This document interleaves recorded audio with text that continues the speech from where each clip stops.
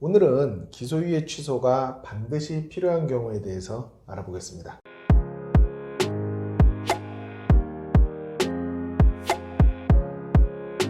안녕하세요. 대한변협 인증 헌법전문변호사 조기현입니다.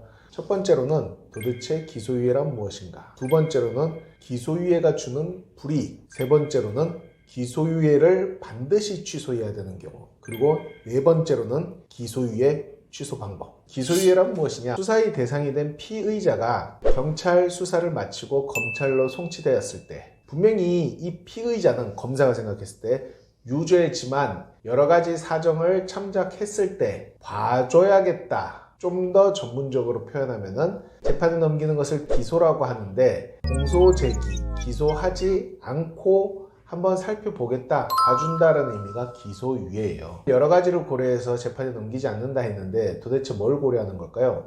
통상 범죄가 일단은 가벼워야 돼요. 그리고 두 번째로는 피해자와 합의가 돼야 돼요. 피해자가 합의가 됐다는 것은 내 잘못을 인정하고 피해자한테 적절한 배상을 해줬고 피해자가 이에 대해서 용서를 해줬다라는 거죠. 피해자와 합의 안 해도 범죄가 가볍고 초범인 경우 여러 가지 고려해서 기소유예 주는 경우가 있는데 이때 문제는 뭐냐면은 나 죄 없어, 나 무죄야 라고 주장하는데도 검사가 아니 너 죄 있어, 그런데 재판에 넘기지는 않을게 라고 기소유예를 줄 수도 있습니다. 검사가 이 사람은 유죄지만 재판에 넘기지 않는다라는 뜻이에요. 그러면 두 번째 쟁점인 기소유예가 주는 불이익이 무엇인지 살펴봐야 되겠죠. 기소유예만으로는 유죄 판결을 받은 게 아니니까 불이익이 없다라고 생각할 수도 있어요. 그렇지는 않습니다. 만약 이 기소유예 처분을 받은 사람이 공무원이라면은 혹은 교사라면은 기소유예 처분을 이유로 해서 준사법기관인 검사가 너 유죄라고 생각하니까 징계 처분 줄 거야 라고 해서 징계를 받을 수도 있어요. 그리고 만약 이 피의자가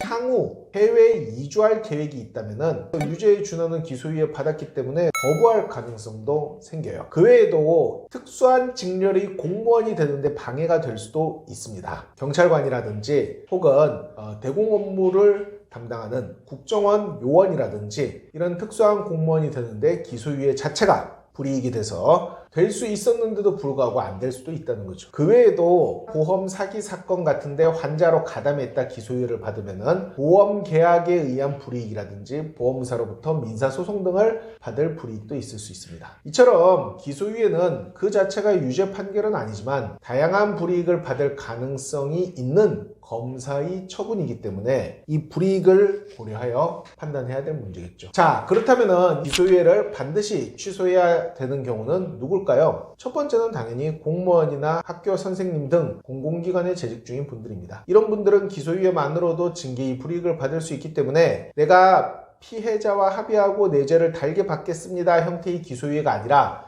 무죄 주장하다 기소유예 받은 분들이라면은 나 억울하다, 나 무죄인데 검사가 기소유예 줬다, 기소유예 처분 취소할 필요성이 크다고 할 수 있습니다. 그리고 해외 이민 갈 가능성이 있는 분들, 영주권이나 시민권을 취득하려고 계획이 되어 있는 분들 혹은 그럴 가능성이 있는 분들도 이 기소유예 처분을 취소할 필요성이 있습니다. 그 외에도 이 기소유예 처분 자체가 실제로 나한테 특별한 불이익을 주지 않는다 하더라도 나는 무죄 주장하는데 검사가 기소유예줘서 너무나 자존심이 상하고 명예감이 훼손되었다라고 주장하는 분들도 기소유예 처분을 취소할 필요성이 있겠죠. 그 외에도 기소유예 처분에 근거해서 어떤 행정처분이 내려질 가능성이 있는 기관의 기관장들도 기소유예 처분의 취소를 주장해서 소송을 통해서 기소유예 처분이 취소를 받을 필요성도 있습니다. 예를 들어 어떤 공적인 기관, 어린이집 원장님이 아동학대 예방교육을 충실히 했다라고 주장함에도 불구하고 사고가 터지고 어린이집 원장님한테도 당신도 지휘감독 제대로 못했어, 그래서 원래 형사처벌해야 되는데 원장님 그래도 나름 고생한 거 있으니까 봐주는 거야 라는 형태로 검사가 기소유예 처분을 주면은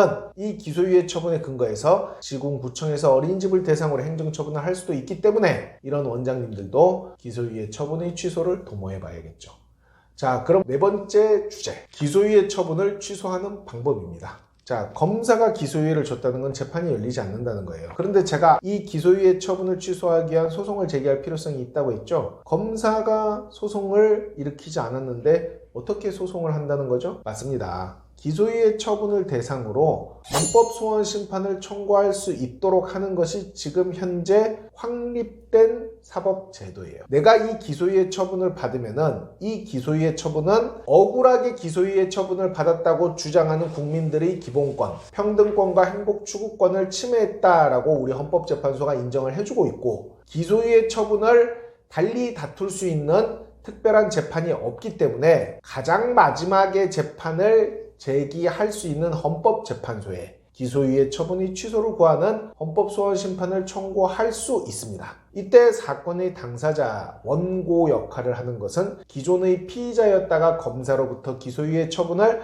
받은 사람이 헌법소원 심판 청구인이 될 것입니다. 그러면은 이 헌법소원의 상대방은 누가 되겠어요? 기소유예 처분을 준 검사가 헌법소원 심판의 피청구인, 일반 소송에서는 피고 역할을 하게 되는 거죠. 그런데 헌법소원 심판은 변호사 강제주의예요. 변호사가 없으면 헌법소원 심판을 청구할 수조차 없기 때문에 변호사를 선임하여 기소유예 처분의 취소를 구하는 헌법소원 심판을 제기하면 되는 것이고, 대립되는 당사자인 검사가 청구서를 받아서 답변서를 헌법재판소에 제출하게 됩니다. 검사의 답변서에는 뭐라고 써 있겠어요? 내가 수사를 충분히 해봤는데 저 사람 정말 죄 졌어. 그런데 내가 기소유예 처분 준 거니까 내 기소유예 처분은 정당하고 저 사람은 오히려 나한테 고마워해야 돼. 헌법재판소 재판관님들, 내 기소유예 처분이 정당하다고 인정해 주시오라고 검사가 주장하겠죠. 그러면은 청구인은 검사가 이런저런 주장하지만 수사 미진이고 제대로 살피지 않았고 죄 없는 사람을 대상으로 한 기소유예 처분을 내린 것에 불과하니 헌법재판소 재판관님들, 나한테 기소유예 처분을 취소하는 결정을 내려주시오라고 요구하게 되는 겁니다. 전국적으로 기소유예 처분의 취소를 구하는 헌법소원 심판이 받아들여질 수 있고, 결국은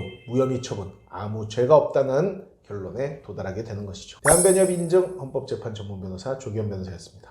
자, 여러분, 갑자기 생각나는데 여러분 이거 하실 수 있습니까? 통상 3개까지는 되죠. 하나, 둘, 셋, 이것까지 누구나 할 수 있어요. 4개 하실 수 있으니까 해보세요. 4번째 필름은 어떻게 됩니까?